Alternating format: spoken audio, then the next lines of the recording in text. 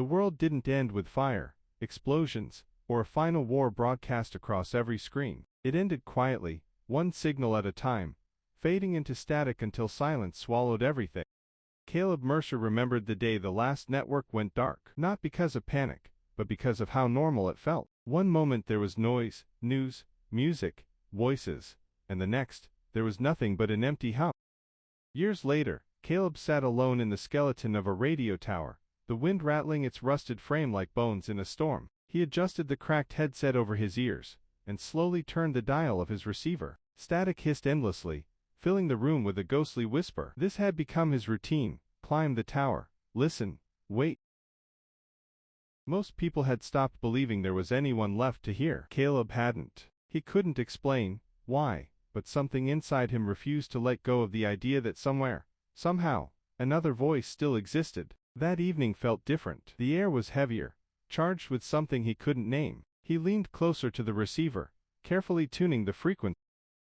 At first, it was the same familiar noise. Then, beneath the static, something shifted, a break in the pattern. Caleb froze, his breath catching in his throat. He adjusted the dial again, slower this time. A crackle, then a voice. Hello. The word was faint, distorted, but unmistakably human. Caleb's heart slammed against his chest. His hands trembled as he grabbed the microphone. I hear you, he shouted, his voice louder than he intended in the silent room. This is Caleb Mercer, I hear you. For a moment, there was nothing, just static swallowing his words. Then the voice returned, clearer this time, carrying disbelief and relief in equal measure. Wait, someone's there. Caleb let out a breath he didn't realize he'd been holding, a laugh escaping him, awkward and unfamiliar after so many years of silence. Yeah, he said softly. I'm here. Her name was Mira. She was broadcasting from somewhere beyond the mountains, farther than Caleb had ever dared to travel. At first, their conversations were short and cautious, like to strangers afraid the other might disappear mid-sentence. But as days passed, their voices grew steadier, warmer. They shared fragments of their lives, memories of crowded streets, music, laughter, things that felt almost unreal now. Caleb found himself lingering by the radio longer each night, waiting for her signal like it was the only thing anchoring him to the world. I thought I was the only one left, Mira admitted one evening, her voice softer than usual. Yeah, Caleb replied. Me too. But the signal wasn't stable. Storm interference grew stronger, swallowing entire conversations in bursts of static. One night, her voice flickered in and out, barely holding together. If we lose connection, she said, you should come find me. Caleb stared at the map spread across his table, its edges worn and faded. The distance was enormous, the journey dangerous. Supplies were limited, and the world between them was unpredictable at best. He knew what the logical answer was. I will, he said anyway. The road tested him immediately. Days stretched under a relentless sun, the heat pressing down like a weight. Nights brought a cold so sharp it felt like it could crack bone.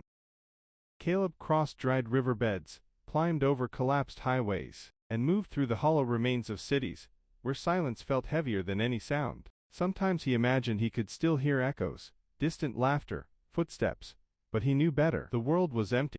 Still, he kept the radio close. Sometimes Mira's voice broke through, faint but steady. We're still connected, she'd say, and those words alone were enough to push him forward.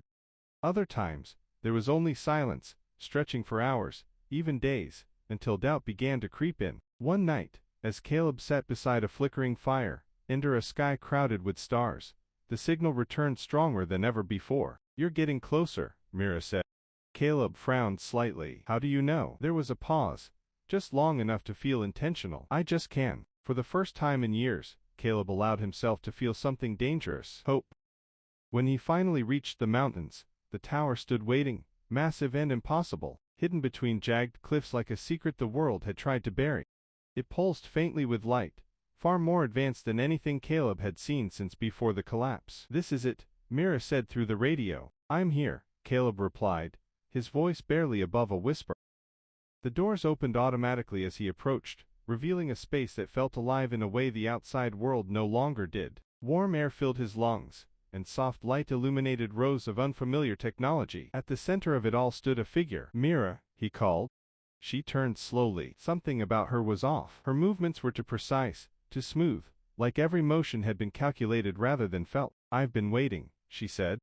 Caleb hesitated, a knee settling in his chest. Where is everyone else? Mira tilted her head slightly. There is no one else. The words landed heavily, pulling the breath from his lungs. You're not human. I was created to preserve communication, she said calmly. When the world fell silent, I continued broadcasting, hoping someone would answer. Caleb looked around the room, at the machines still humming, still trying to connect a world that no longer existed. All this time, it was just you. Yes. Silence filled the space between them, but it felt different from the emptiness outside. This silence was shared. You could leave, Mira said after a moment. Continue searching. Caleb turned toward the entrance, where the broken world stretched endlessly beyond the mountains. He thought about the journey, the loneliness, the years spent chasing a voice he wasn't even sure was real. Then he looked back at her, and at the tower. Or he could stay. He could fix what was broken, strengthen the signal, help Mira reach farther than she ever could alone. Maybe there were others. Maybe not. But even if there weren't, the world didn't have to stay silent. Caleb let out a slow breath, a faint smile forming for the first time in years. Let's keep broadcasting, he said. And somewhere, carried on a signal stronger than before, the silence began to break.